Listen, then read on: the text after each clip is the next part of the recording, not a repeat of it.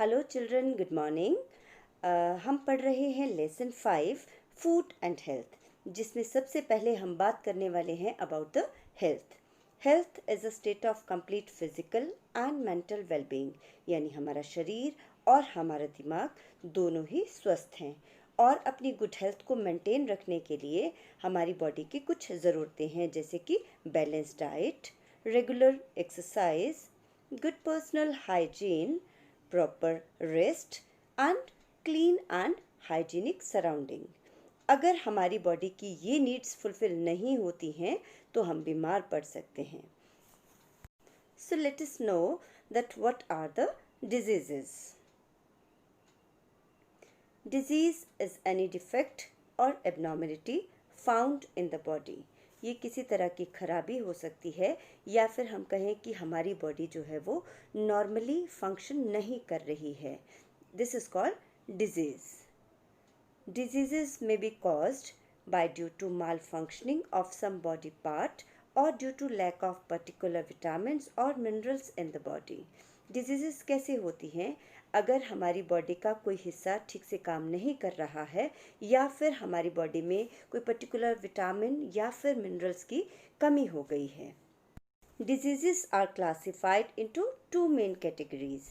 Diseases mainly दो तरह की होती हैं. The first one is non-communicable diseases and the other one is communicable diseases.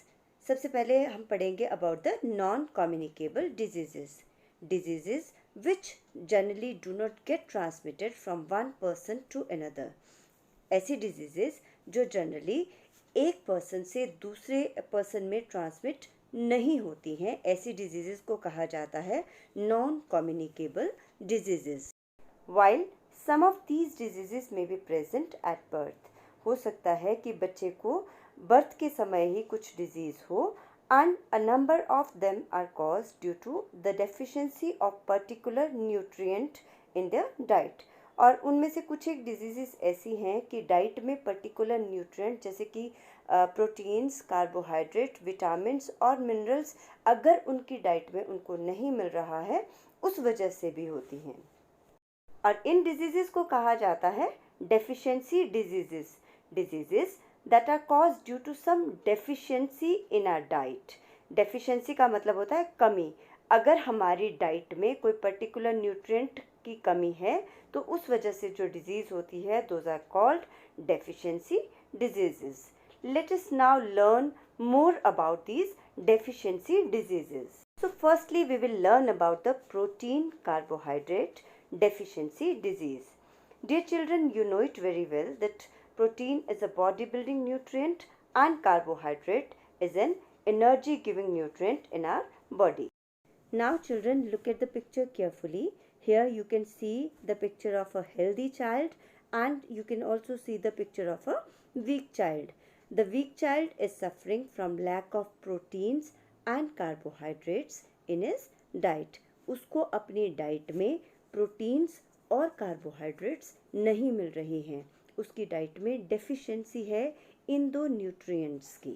The table shown in the picture shows the main symptoms of protein carbohydrate deficiency disease. Symptoms होते हैं signs of disease.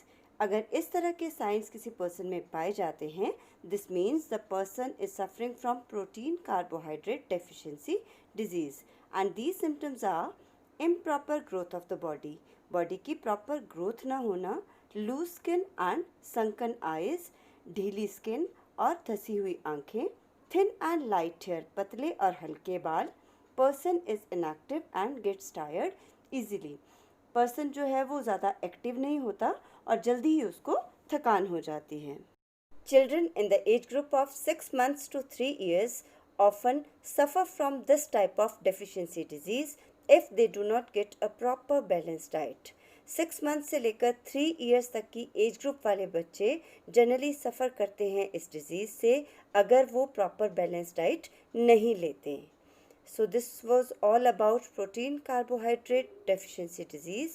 Here I am concluding my today's video. In my next video I will tell you more about deficiency diseases. Till then, bye bye. Thanks for watching.